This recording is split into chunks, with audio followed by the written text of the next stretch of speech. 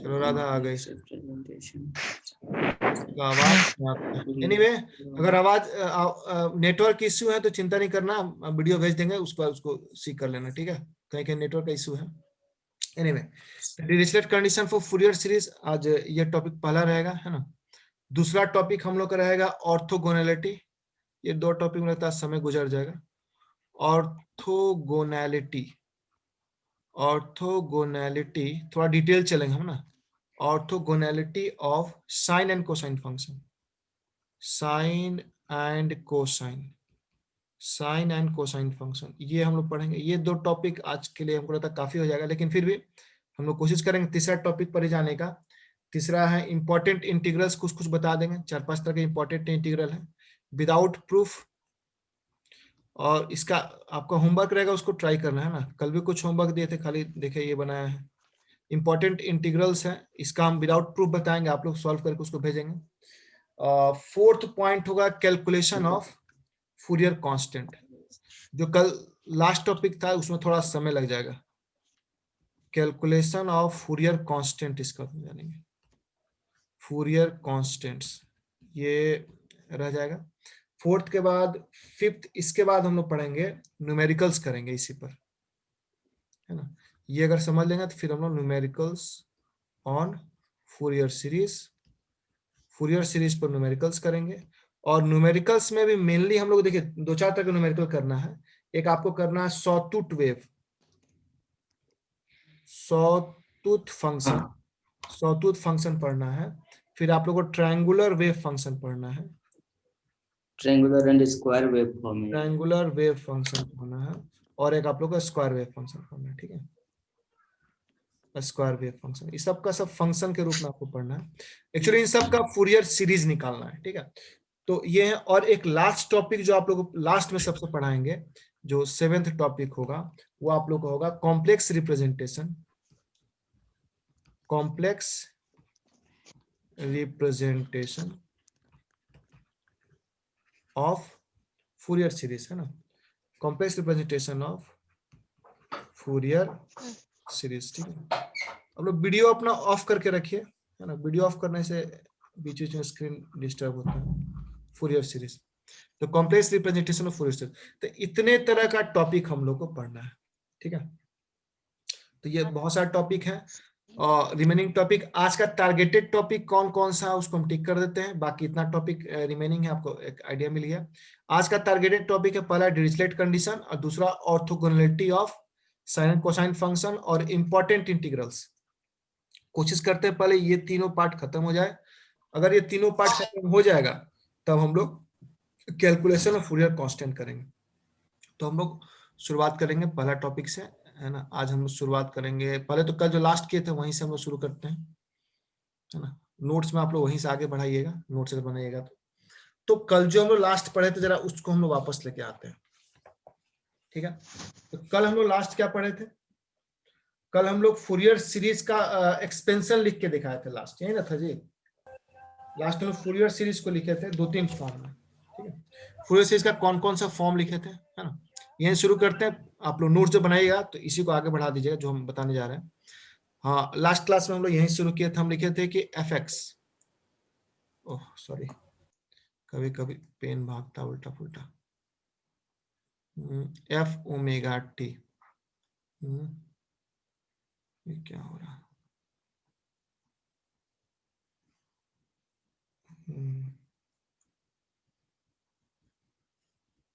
ये ठीक हुआ, ब्लैक ही पेन यूज करता है। हाँ, अब ठीक हो गया। जैसे कि एफ एक्स का हम लोग पढ़े थे, एफ एक्स का फुल एक्सपेंशन क्या था? a0/2, 3 पार्ट होता है इसमें, एक कांस्टेंट होता है, एक साइन का पार्ट होता है और एक कोसाइन का पार्ट होता है, जिसमें n = 1 to infinity होता है। ये क्या करते हैं हम लोग, फूरियर सीरीज क्या होता है या फूरियर थ्योरम क्या कहता है कि किसी भी फंक्शन को हम लोग फंडामेंटल हार्मोनिक्स में तोड़ सकते हैं, है ना, या सिंपल हार्मोनिक कंपोनेंट्स में तोड़ सकते हैं। और जितने भी कंपोनेंट होंगे वो इंटीग्रल मल्टीपल होते हैं किसी फंडामेंटल फ्रीक्वेंसी का, ठीक है, यही होता है। तो इसका हम आपको बताए थे, इसको हम लिखे थे an cos n x लिख सकते हैं। अगर यहाँ ओमेगा टी कर देंगे तो यह ओमेगा टी हो जाएगा, ठीक है। एक्स वाला ज्यादा आसान पड़ता है लिखने में भी और सॉल्व करने में, इसलिए हम लोग इसी को मान के चलेंगे और इसी को सॉल्व करेंगे, ठीक है। या इसी का हम लोग मेन मान के चलेंगे, लेकिन जो डिफिनेशन दिया उसके अनुसार यहाँ ओमेगा टी हम लोग को देना चाहिए था, ठीक है। और ये हो जाएगा B N, sorry B N के साथ साइन आएगा, है ना, बी एन के साथ साइन एन, एन एक्स कर देते हैं, सॉरी ओमेगा तो लेना नहीं है, एन एक्स कर देते हैं। इसमें देख लो ये तीन तरह कांस्टेंट है, ए नॉट, ए एन और बी एन, ठीक है। अच्छा, ये फॉर्म और एक और फॉर्म, ये दो फॉर्म तुम लोग को अक्सर मिलेगा, इसे दोनों फॉर्म हम बता दे रहे, ये वाला फॉर्म भी आपको मिलेगा, ये फॉर्म भी आपको लगातार मिलेगा, और इसका भी हम लोग इस पर न्यूमेरिकल्स बनाने में बड़ा काम आएगा ये, ठीक है। ये फॉर्म कौन सा, ये फॉर्म कुछ ऐसा आएगा, y equal sorry F X equal to A naught, देखो ऐसा भी लिखने को मिलेगा, A naught plus summation N equal to 1 to infinity, बाकी वही चीज ए सॉरी कैपिटल एन कर देते हैं, चलो ये कहीं के बुक में मिल जाएगा, N cos N X plus summation N equal to 1 to infinity B N sine N X, ठीक है। तो ये तो हम लास्ट क्लास में बताए थे। अब देखिए यहीं पर ऐसे लिख देंगे वैल्यू ऑफ, ये डिराइव नहीं कर रहे बस बता रहे हैं, वैल्यू ऑफ कांस्टेंट्स लिखते हैं, वैल्यू ऑफ कांस्टेंट्स, ठीक है। और करके ही ना लिखेंगे, इसको यहाँ में ए नॉट बाय 2 होगा, ए नॉट बाई 2 नहीं होगा, इसे तो आपको बताना चाहिए, दोनों इक्वेशन को 1 और 2 कर देंगे हम लोग उसी में। एक्चुअली आप लोग 3 करिएगा, है ना, एक इक्वेशन पहले भी है ना, कैसे नहीं होगा? इक्वेशन 2 होगा, ये इक्वेशन 3 होगा, ठीक है, हम बता रहे हैं उसको हम एक्सप्लेन कर देते हैं, ठीक है। असल में आपको ये भी मिल सकता है, ये भी मिल सकता है, जितने तरह का संभावित इक्वेशन हम दे दे रहे हैं ना, ऐसे में न्यूमेरिकल इसी का यूज करेंगे, और ऐसा भी मिल सकता है आपको इक्वेशन, तो दोनों कंपेयर करना हमको सीखना होगा। तो वैल्यू ऑफ कांस्टेंट हम लोग दो ही इक्वेशन की बात करेंगे, इससे पहले वाला को 1 कर दीजिएगा ना, अगर आपके पास नोट्स होगा तो इसके पहले वाला इक्वेशन को 1 कर दीजिएगा, 1 2 3 तीन ही फॉर्म लिखवाए थे शायद हम, हाँ 3 ही फॉर्म था। तो वैल्यू ऑफ कांस्टेंट पहला किसके लिए हम लिखेंगे, 4 इक्वेशन 1, इक्वेशन 2 के लिए कांस्टेंट की बात करते हैं। तो कांस्टेंट क्या है यहाँ पर, ए नॉट है, ठीक है। अच्छा एक और बात, जब भी आप ये सब कांस्टेंट आएंगे तो ये क्या होता है, एक टाइम इंटरवल दिया जाता है ना। तो यहाँ पर वैल्यू ऑफ कांस्टेंट 4 इंटरवल कहाँ से कहा, 4 इंटरवल आप कुछ भी दे सकते हैं, आप इंटरवल 4 इंटरवल 0 to 2 पाई दे सकते हैं, और -π to π दे सकते हैं, और 0 to t ले सकते हैं, ठीक है। मिला जुला के मेरा क्या नाम है, इंटरवल का मतलब होता है ये जो 0 to 2 पाई है एक इंटरवल है, मतलब एक वेव पूरी कंप्लीट हो रहा, या एक टाइम पीरियड, इसका टाइम पीरियड 2 पाई होगा, इसका भी टाइम पीरियड 2 पाई होगा, इसका टाइम t होगा, t मतलब 2 पाई, है ना। अगर मान लो हम कहते हैं कोई चीज एक सर्कल में पूरा घूम गया, उसका टाइम पीरियड t है, मतलब कितना एंगल डिस्क्राइब कर रहा है, 2 पाई। तो मिला जुला के तीनों का मतलब वही चीज है कि ग्राफिकली तीनों सेम ही चीज दिखाता है, मतलब इसको आप ऐसे समझ सकते हैं, जैसे मान लो हम ग्राफ बना रहे हैं, यहां से यहाँ ग्राफ मेरा आया, तो देखिए 0 t/2 t, ऐसे नहीं वेव लिखते हैं हम लोग, इसी को जब एंगल में लिखते हैं तो क्या होता है, ये 0 पाई 2 पाई। तो कोई भी जब हम लोग कांस्टेंट निकालेंगे तो उसके लिए पहले सबसे पहले एक इंटरवल दिया हुआ रहेगा, तो ये जो हम रिजल्ट लिख रहे हैं वो 0 to 2 पाई या -π to π या 0 to t किसी के लिए अप्लाई कर सकते हैं, ठीक है। तो ये इंटरवल हम जो लिखने जा रहे हैं इक्वेशन 1 के लिए, वो हम -π से π के लिए लिखते हैं, बुक्स वगैरह -π से π कहाँ ही देता है, आप उसको 0 to 2 पाई में भी लिख सकते हैं, चलो 0 to 2 पाई में लिखते हैं, कुछ भी लिख सकते हैं ना, कोई भी एक इंटरवल लिख के आप लिख सकते हैं रिजल्ट को। तो हम लोग 0 to π वाला जो रिजल्ट है वो लिखते हैं, इसमें रिजल्ट देखो क्या आता है, ये आता है 1/π इंटीग्रेशन, है ना, 0 to 2 पाई, ठीक है, fx dx, ये आता है ए नॉट, ये ए नॉट का फॉर्मूला, मतलब ए नॉट का ये फॉर्मूला है, ठीक है। इसको हम डिराइव करेंगे, हम बताएंगे कैसे आया, ठीक है। ए नॉट आ गया, ए नॉट के बाद क्या हो गया, ए नॉट के बाद आ जाएगा ए एन, ए एन का फॉर्मूला क्या आता है, ए एन का फॉर्मूला आता है 1/π 0 to 2 पाई fx, ये देखो ये कॉमन होता है, fx यहाँ भी है यहाँ भी, fx के साथ क्या होता है, an के साथ क्या cos nx, यहाँ cos nx लिख देते हैं, cos nx dx लिखते हैं, ठीक है। वैसे ही जो bn है उसके लिए फॉर्मूला क्या समझ आता है? आया, फिर से बताइए। एक सेकेंड, देखो इसमें ये फिलहाल याद करने वाली चीजें बता, इसमें समझने वाली कोई बात नहीं है वैसे, है ना। देखो याद कर, पहले याद करने का तरीका सीखो। ए नॉट का वैल्यू होता है 1/π 0 to 2π। ये किस इंटरवल के लिख रहे हैं हम लोग? 0 to 2π के लिए। अगर मान लो -π से पाई लिखना है तो चेंज कहाँ होगा? बस यहाँ होगा, 0 से 2π की जगह -π से पाई हो जाएगा। 0 से t के लिए 0 से t हो जाएगा। बात समझ रहे हो ना? ये बस ये लिमिट चेंज होगा 0 से 2π। मतलब एक पीरियड जो होता है किसी भी ऑसिलेशन का, वो यहाँ हम लेते हैं, ठीक है। तो उसके लिए वैल्यू हम दे रहे हैं 0 तो यहाँ आप -π से पाई लिख सकते हैं। ये बड़ा अलग अलग इंटरवल के लिए हम 0 to 2π के लिए दे रहे हैं ये। वैसे आप bn लीजिएगा तो bn की वैल्यू क्या आएगा? 1/π 0 से 2π fx। ये फॉर्मूला है जी, इस पर न्यूमेरिकल बनेगा। अभी फिलहाल इसको रिमेंबर करिए कि ए नॉट का वैल्यू क्या होता है, एन का वैल्यू क्या होता है, bn का वैल्यू क्या होता है, ठीक है। ये क्या होता है? साइन nx dx होता है, ठीक है। ये 4 इक्वेशन 2 हो गया। और लिमिट क्या लिए हैं? 0 to 2π। आप -π से पाई लिख सकते हो, तो चेंज कहाँ आता? बस यहाँ माइनस से पाई होता। अब यही चीज अगर हम लोग लिखें 4 इक्वेशन 3, तो इक्वेशन 3 में क्या है? ए नॉट। ए नॉट का देखिए वैल्यू वही आएगा, बस अंतर क्या आएगा आपको बताते हैं। ए नॉट बराबर होगा 2/π 0 to 2π, है ना। अगर टी के टर्म में लिखे, चलो इसको टी के टर्म में लिख देते हैं, 0 to 2π लिखो ना, कोई दिक्कत ऐसा नहीं, बाद में फिर कंफ्यूजन शुरू हो जाए। fx dx, है ना। बाकी ए एन फिर से वही होगा, क्या होगा? 1/π 0 to 2π fx, जो वैल्यू वही लिखिए, cos nx dx। बाकी bn क्या होगा? bn फिर से वही होगा 1/π 0 to 2π fx sin nx dx। अलग अलग बुक में आपको अलग अलग तरह का डेरिवेशन मिलेगा, ठीक है। अगर किसी किसी बुक में क्या देगा ना, यहाँ -π से पाई लिखा हुआ रहेगा, सब कुछ सेम, बस लिमिट चेंज किया हुआ रहेगा। किसी किसी में यहाँ 0 से t मिलेगा आपको, 0 से t 0 से t, बात समझ रहे हो। लेकिन बाकी सब कुछ सेम मिलेगा। तो ये क्या है? कांस्टेंट्स का वैल्यू है ना, जो न्यूमेरिकल बनाने में काम देता है। ये वैल्यू कैसे आया, इसको हम डिराइव करेंगे, ठीक है। वही जो आपके पिछला, अगर पिछला आप लोग पेज देखिए, पिछला पेज में क्या लिखे हैं? ये जो टॉपिक है कैलकुलेशन ऑफ फूरियर कांस्टेंट, लिखे हैं ना। तो कैलकुलेशन ऑफ फूरियर कांस्टेंट जो होता है वो करेंगे हम लोग, लेकिन उससे पहले हम लोग डिरिचलेट कंडीशन पढ़ेंगे। फिलहाल आप लोग क्या करिएगा, नोट्स को आगे बढ़ाइएगा और इस तरह से आप लोग इक्वेशन 4 इक्वेशन 2 और इक्वेशन 3 करके आप लोग लिख लीजिएगा, ठीक है। यहाँ तक कोई दिक्कत नहीं होना चाहिए। अब हम यहाँ से आगे बढ़ते हैं, ठीक है। अगर मान लो यहाँ पर पाई पाई ना देके -l to l देगा तो कोई दिक्कत नहीं, खाली लिमिट चेंज होगा, वैल्यू वही रह जाएगा। बात समझ रहे हो?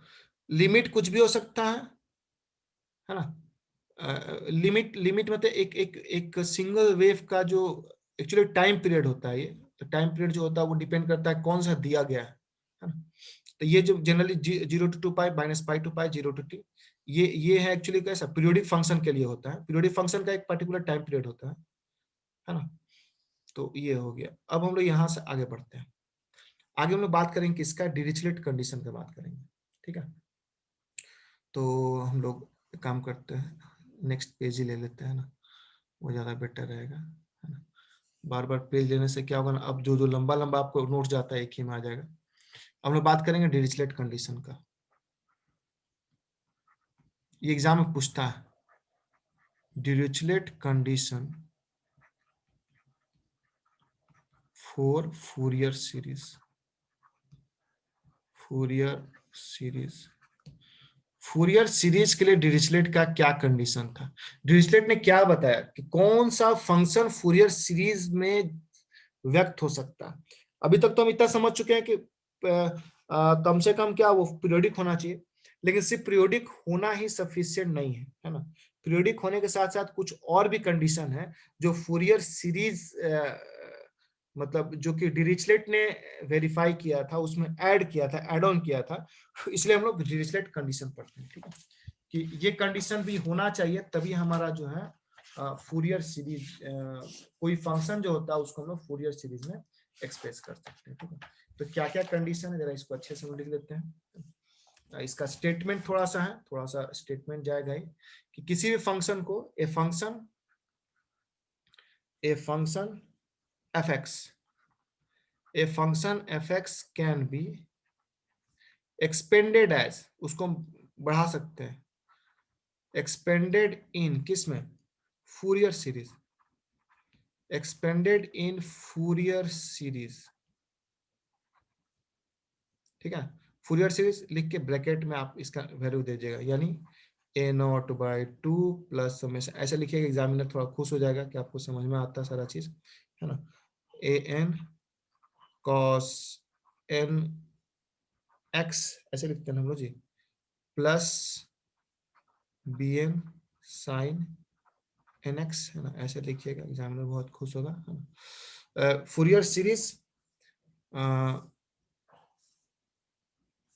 यहीं पर एक काम करते हैं, यहाँ पर क्या करिएगा ना, इसको कंटिन्यू रखिएगा, यहाँ कॉमा दीजिएगा, लिखिएगा वेयर, उसे कंटिन्यू करके ब्रैकेट के अंदर ही where a0 a1 an comma bn are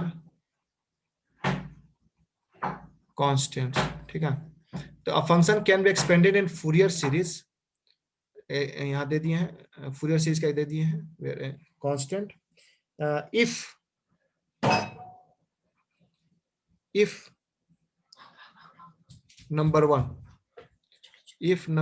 पहला पॉइंट क्या है, एफ एक्स इज पीरियोडिक, जो कि हम शुरू से पढ़ते आ रहे हैं, F x is periodic, comma, और क्या क्या इसमें एड ऑन हो रहा है, सिंगल वैल्यू, मतलब इसका कुछ फाइनाइट वैल्यू हो, सिंगल वैल्यू एंड फाइनाइट, एक ही बात है, दोनों मिला जुला एक ही बात बोल रहा है, सिंगल वैल्यू हो और फाइनाइट हो, दोनों एक ही चीज बोल रहा है। ये पहला कंडीशन हो गया, इसमें तो समझाने कोई चीज है नहीं। सेकेंड पॉइंट है, it has finite number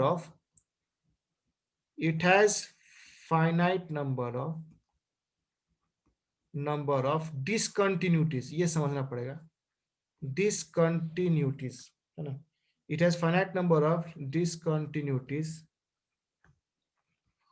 over a range of time period। कहने क्या मतलब है, जैसे मान लो मेरे पास एक फंक्शन है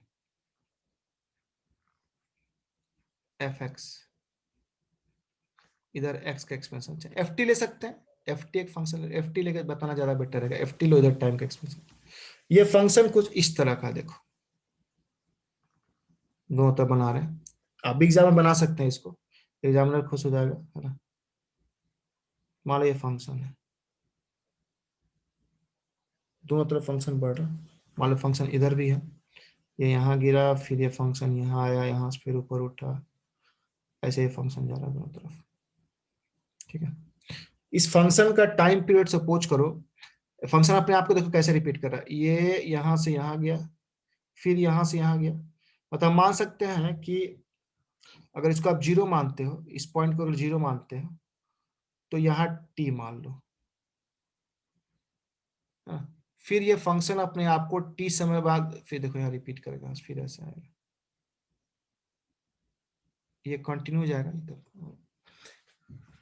मेरा कहने का मतलब है कि जीरो से टी के बीच में ग्राफ का देखो कंटिन्यूटी कहाँ टूटा, ग्राफ यहां से आया, यहाँ आके ग्राफ ब्रेक किया, नीचे आया, फिर यहाँ खत्म हो गया, ठीक, फिर यहाँ पर ग्राफ ब्रेक किया, फिर यहाँ शुरू हुआ। ठीक है, तो अगर देखा जाए यहां से यहाँ, तो दो डिसकंटिन्यूटी है, एक यहाँ और एक यहाँ। ठीक है, और ये हर टी टाइम पे वही होगा, फिर टी यहाँ मान लो ये 2t होगा, मतलब मान लो यहां से अगर टी है तो यहां से यहाँ 2t होगा, तो अगला टी में भी देखो फिर वही दो डिसकंटिन्यूटी आएगा, एक ये और एक ये। देखो इसको लाल लाल कलर से दिखाते, पता नहीं दिख रहा है कि तुम लोगों को, यहाँ पर डिसकंटिन्यूटी मतलब ग्राफ कहाँ टूट रहा है, ग्राफ यहां से आया, पहला पॉइंट यहाँ टूटा, दूसरा पॉइंट वहां टूटा, फिर देखो ये ग्राफ आगे बढ़ा, है ना। इस ग्राफ को अगर देखो तो फिर दो ब्रेक आ रहा है, एक यहाँ एक यहाँ, तो जीरो से टी समय में दो ब्रेक यहाँ आया, और जीरो से अगला टी से 2t, मतलब यहाँ फिर से हमारा टी टाइम है, टी टाइम और टी जोड़ दो फिर 2t, फिर दो दो डिसकंटिन्यूटी आ रहा। तो कहने का मतलब है कि ये ग्राफ दिखा रहा है कि हमारा जो डिसकंटिन्यूटी है वो over a time period fix है, वो बदल नहीं रहा, दो दो का डिसकंटिन्यूटी है। ठीक है, अब इसका जब पैरेलल बनाएंगे एक और ना बगल में, तब और क्लियर होगा आप लोगों को। देखिए यहाँ बगल में एक बनाते हैं, थोड़ा सा साफ इस पर बनाते हैं, थोड़ा सा और अच्छा बनाते हैं। हम्म, हम्म, हाँ टेढ़ा भाग गया, एनीवे चलो उतना तुम लोग सीधा कर सकते हो।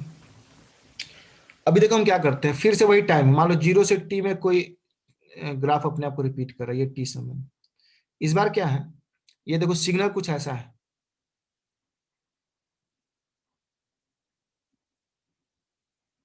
यहाँ खत्म हो गया, फिर यही सिग्नल यहाँ शुरू हुआ।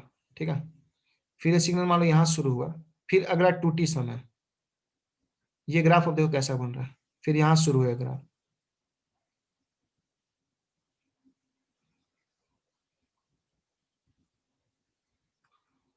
बात समझ रहे हो, ये एक तरह का सिग्नल है, कोई इंफॉर्मेशन ये जा रहा है यहाँ पर। तो देखो यहाँ पर 1 2 3 में आके यहाँ खत्म हो गया, कितना डिसकंटिन्यू, 1 2 3 डिसकंटिन्यू, बल्कि यहाँ कितना 1 2 3, सिंपल सा सीढ़ी देखो ना, यहाँ पर क्या को सीढ़ी है 1 2 3, यहाँ कितना 1 2 3 4 5 6। तो ये जो है ये क्या दिखा रहा है, ये फिर से वही चीज है, इधर टी है, इधर एफ टी है, यहाँ पर क्या है, यहाँ पर है फाइनाइट डिसकंटिन्यूटीज, फाइनाइट डिसकंटिन्यूटीज, बल्कि यहाँ क्या है, यहाँ भी टाइम पीरियड फिक्स है, लेकिन यहाँ पर क्या है, यहाँ पर इनफाइनाइट, यहाँ पर कोई फिक्स नहीं है, यहाँ पर क्या है इनफाइनाइट, तेरे क्या होते रहता है डिसकंटिन्यूटीज। ठीक है, ये इनफाइनाइट डिसकंटिन्यूटीज। तो ये हो गया 2 पॉइंट जो आधे पढ़ा रहे अभी ना। नेक्स्ट थर्ड पॉइंट है ना, थर्ड पॉइंट देखिए, थर्ड पॉइंट है it has at most, 1 minute रुकना तुम लोग, नहीं बेटा मत लो, मैं चाहता बीच इसमें। तो थर्ड पॉइंट पर आते हैं, थर्ड पॉइंट करता है it has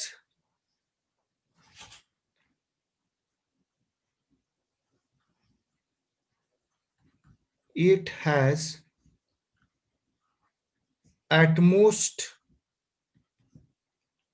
a finite number of maxima and minima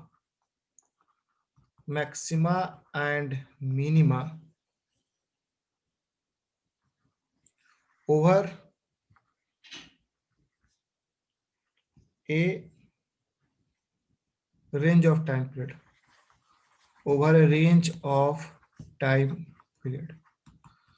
इसका क्या मतलब है, इसका सिंपल सा मतलब है कि अगर मान लो मेरे पास एक हम ग्राफ बना रहे हैं, देखो हम एक सिंपल है ग्राफ बना रहे हैं, यहाँ पर हम क्या कर रहे हैं, चलो एक ऐसा ऐसा कुछ बना रहे हैं, Wait.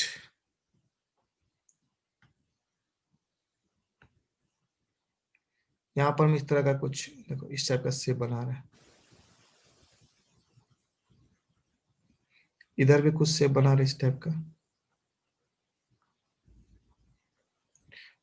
Over a range of time period. मान लो इस ग्राफ का टाइम पीरियड है 0 से t, मान लो यही t खत्म हो रहा है, मान लो इसके अब ग्राफ यही यही चीज बार बार रिपीट हो रहा है, 0 से t देखो बार बार रिपीट हो रहा है, फिर ये 2t हो जाएगा, है ना। तो 0 से t के बीच में कितना मैक्सिमा है, देखो तो 1 मैक्सिमा है, और 0 से t के बीच में कितना मिनिमा है, तो 2 मिनिमा बोल सकते हो, एक 0 पर एक t पर, है ना। वैसे ही t से 2t पर आ जाओ, मतलब नेक्स्ट टाइम पीरियड, नेक्स्ट उसी रेंज में देखो, फिर से एक मैक्सिमा एक मिनिमा, या अगर इसको काउंट कर लियो उधर तो इधर एक ही मिनिमा आएगा। तो कहने का मतलब कि ये जो ग्राफ है क्या दिखा रहा है, ये फाइनाइट मैक्सिमा मिनिमा दिखा रहा है, फाइनाइट मैक्सिमा एंड मिनिमा। आप लोग ग्राफ में मैक्सिमा मिनिमा पढ़े होंगे, जो हाइट होता है वो मैक्सिमा दिखाता है, जो मिनिमम पॉइंट होता है वो मिनिमा दिखाता है, ठीक है। वही अगर एक और ग्राफ हम बनाते हैं बगल में, देखो एग्जाम में इसको जरूर बनाएगा, है ना। ये ग्राफ क्या दिखा रहा है, इस ग्राफ को अगर देखें हम लोग तो ये क्या डिनोट कर रहा है, देखो, ओह सॉरी, देखिए यहाँ पर क्या कर रहा है, फिर से हम टाइम उतना ही ले रहे हैं, टी और 2t ले रहे हैं, ये टाइम t है, ये टाइम 2t है। लेकिन इस बार देखो हम कैसा ग्राफ बना रहे हैं,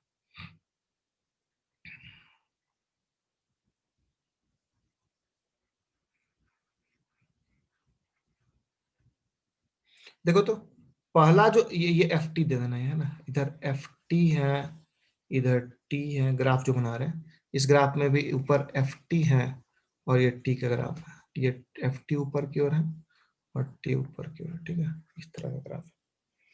तो अभी क्या है कि यहाँ पर जो है देखो तो 0 से टी के बीच में कितना मैक्सिमा है, 1 2 3, मिनिमा क्या है जो नीचे वाला पॉइंट है, 1 2 3 4, यहाँ पर देखो तो 1 2 3 4 5 6 मिनिमा। तो ये क्या दिखा रहा है, ये इनफाइनाइट बता रहा है, मतलब कोई फाइनाइट नहीं चेंज कर रहा बार बार, infinite number of maxima and minima.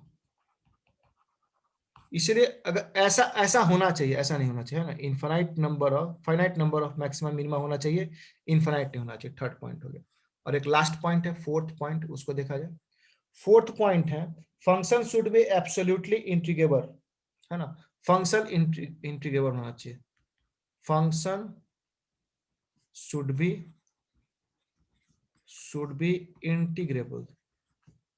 Integrable over A range of time period. देखो रेंज ऑफ टाइम पीरियड हम बार बार यूज किए, मैक्सिमा मिनिमा के लिए रेंज ऑफ टाइम पीरियड होना चाहिए, इंटीग्रेबल के लिए रेंज ऑफ टाइम पीरियड होना चाहिए, ठीक है, और इसके लिए भी एक रेंज ऑफ टाइम पीरियड होना चाहिए, डिसकंटिन्यूटीज के लिए भी, ठीक है। तो यहाँ से हमको रहता है डिरिचलेट कंडीशन एग्जाम में इतना दिखा लीजिएगा सफिशिएंट, ठीक है। अब हम लोग क्या करते हैं, नेक्स्ट टॉपिक शुरू करेंगे और हम चाहेंगे कि